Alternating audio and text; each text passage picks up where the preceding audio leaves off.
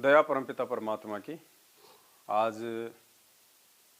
दिनांक 25 फरवरी 2023 राजस्थान के अलवर में बहन सीमा दासी के यहाँ पे परमात्मा ने सात संगति की रजा बख्शी है और काफ़ी संख्या में आप सभी ने देखा कि भाई बहन आए हुए हैं दूर दराज से, मध्य प्रदेश से लेके जम्मू कश्मीर तक भाई बहन आए हुए हैं और एक मौका दिया है परमपिता परमेश्वर जी ने हम सभी को सात संगति के माध्यम से अपनी आत्मा को और अधिक दृढ़ बनाने का।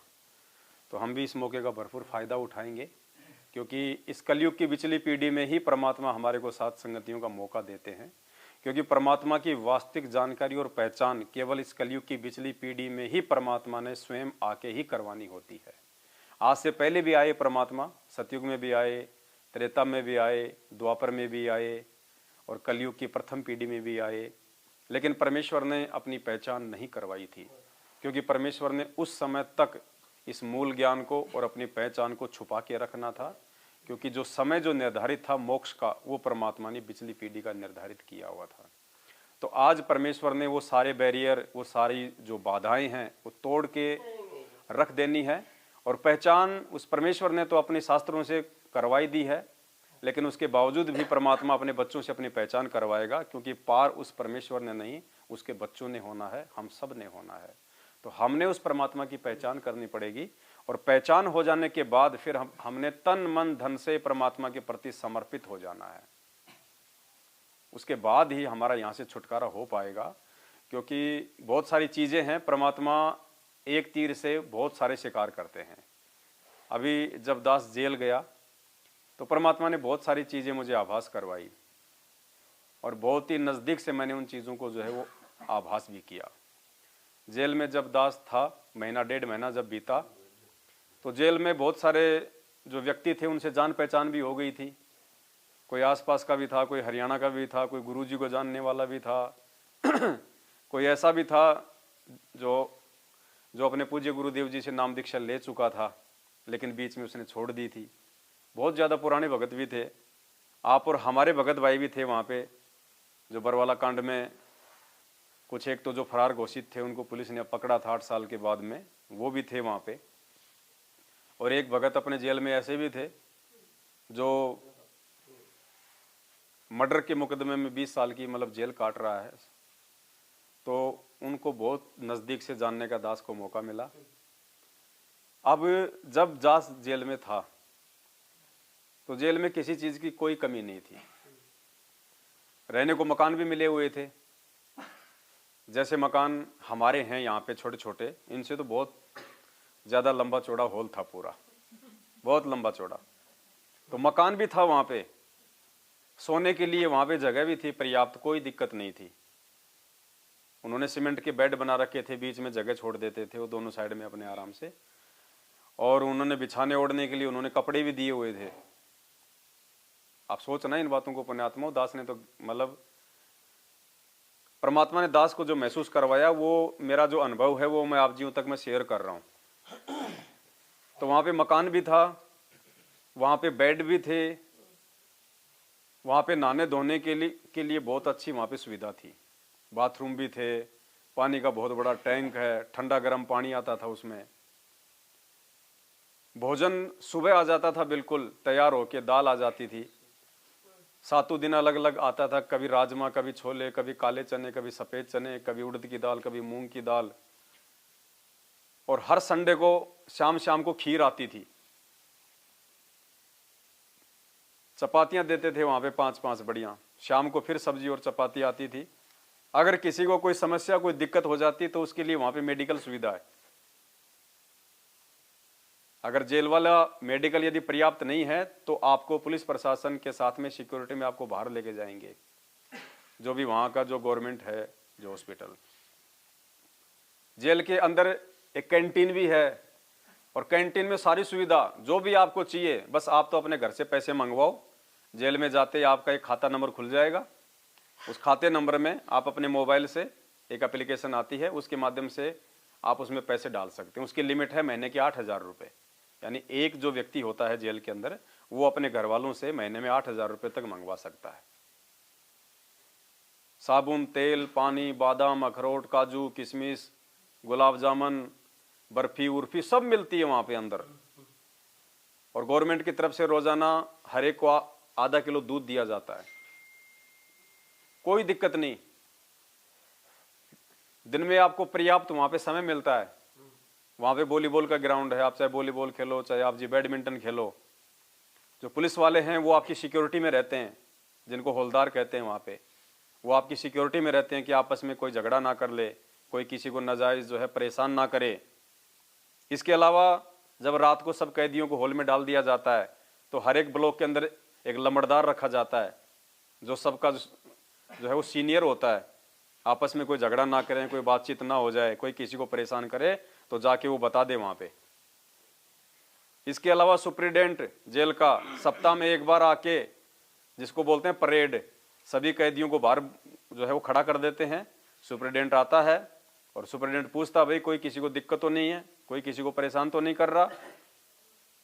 इसके अलावा 10-15 दिन में एक बार वहाँ की जो जज है CGM, वो आती है जेल में कि भाई आप में से कोई मतलब दिक्कत तो नहीं है किसी को, आपके घर वाले मिलने के लिए आते हैं कि नहीं आते हैं, आप लोगों ने वकील किया कि नहीं किया, सारी सुविधा, कोई दिक्कत नहीं वहां पे।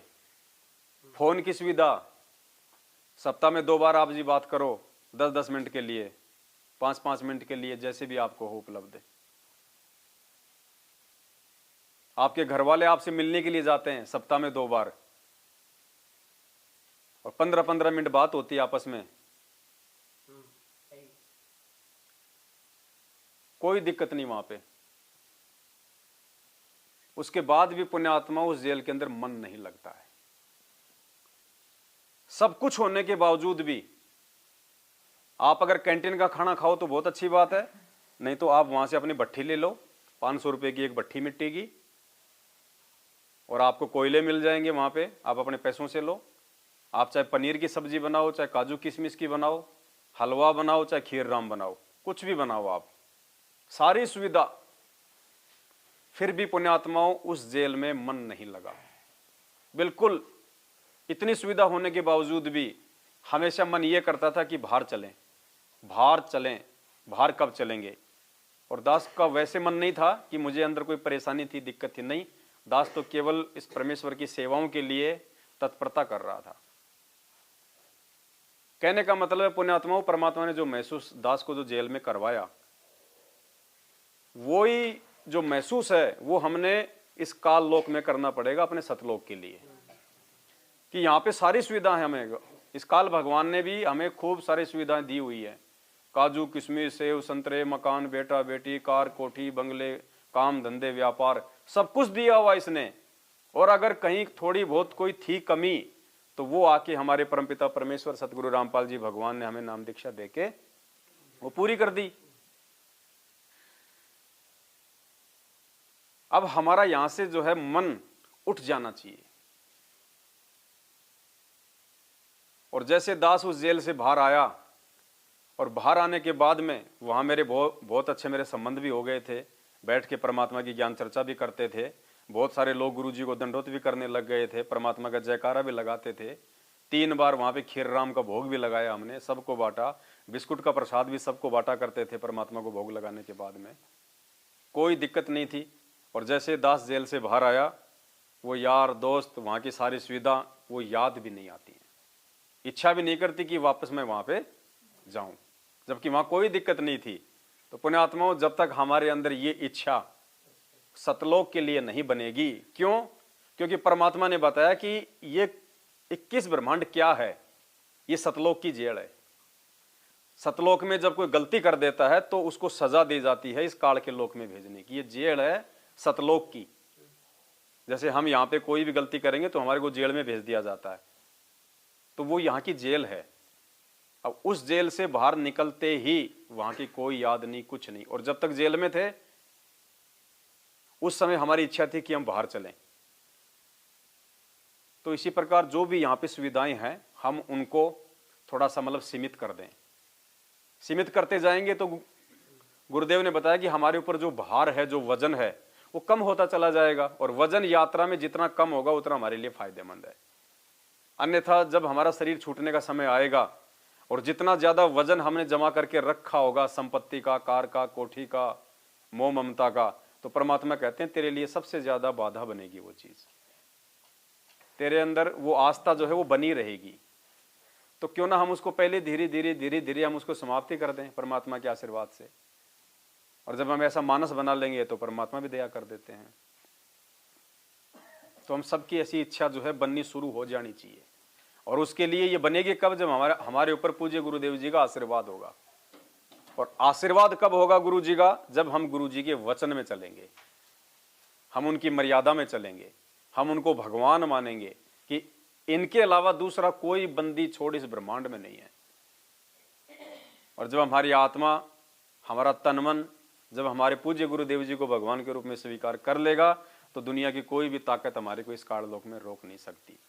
और अब की बार तो परमात्मा वैसे भी विशेष हमारे को ग्रेस मार्ग देगा, तो हमने भी फायदा उठाना फिर उन चीजों का।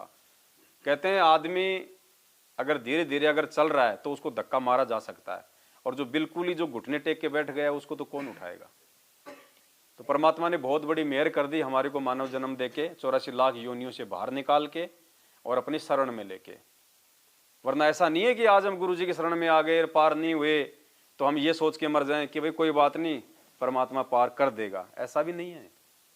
अभी रास्ते में आ रहे थे, परमात्मा का सत्संग चल रहा था दयानंद के ऊपर, तो परमात्मा ने क्या बताया कि ये कोई बहुत अच्छी आत्मा थी ये पहले के जन्मों में, और ये परमात्मा की शरण में था ये, क्योंकि परमात्मा आते रहते हैं यहाँ पे।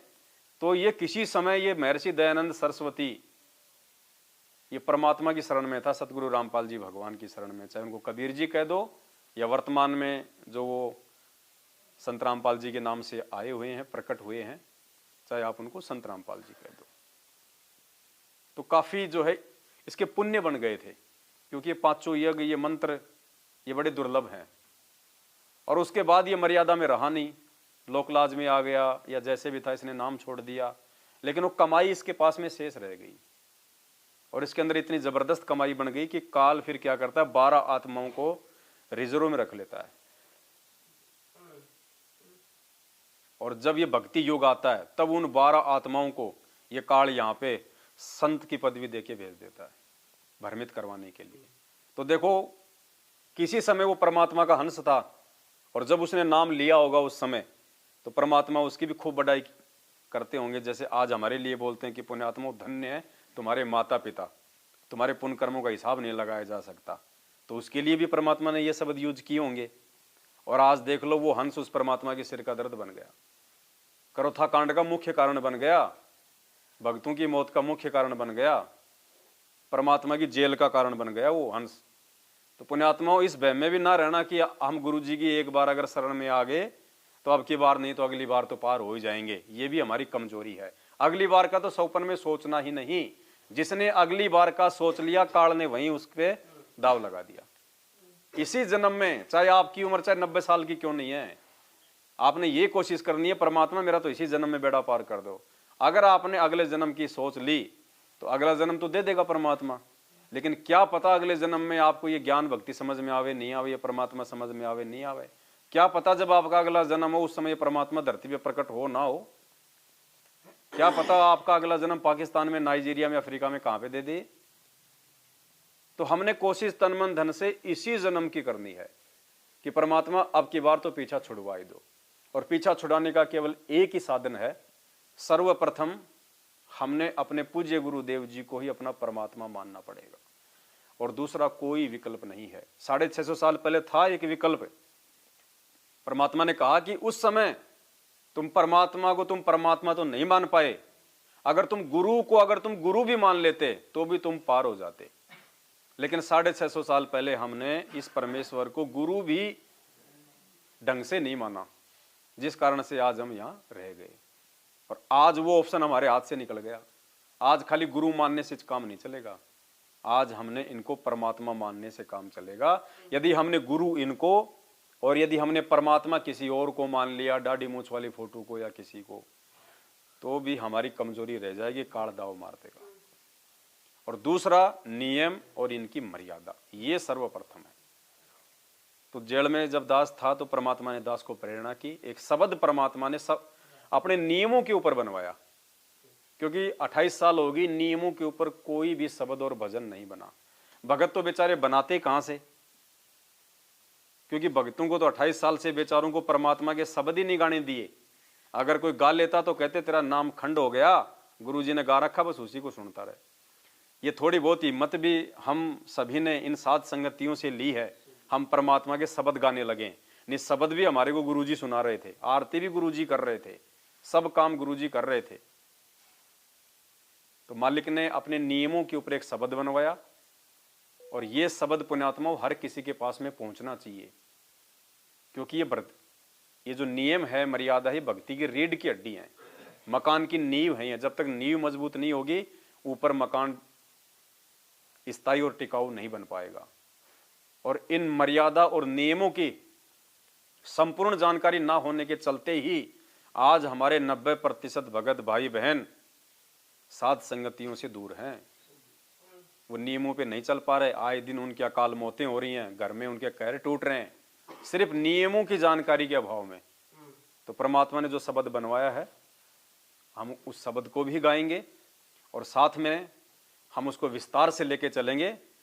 चलो, आप और हम साध संगत से जुड़े हुए भाई बहनों पे तो परमात्मा ने असीम मेहर कर रखी है अपनी, लेकिन इस वीडियो के माध्यम से हमारे जो अन्य भगत भाई बहन हैं और जो जगत वाले भाई बहन हैं, जो गुरुदेव के ज्ञान को सुन रहे हैं, समझ रहे हैं, उनके लिए भी ये बहुत ज़्यादा फायदेमंद होगा। तो परमेश्वर ने जो शब्द बनवाया है, अब हम उस शब्द को छोड़। सतगुरु रामपाल जी भगवान जय हो।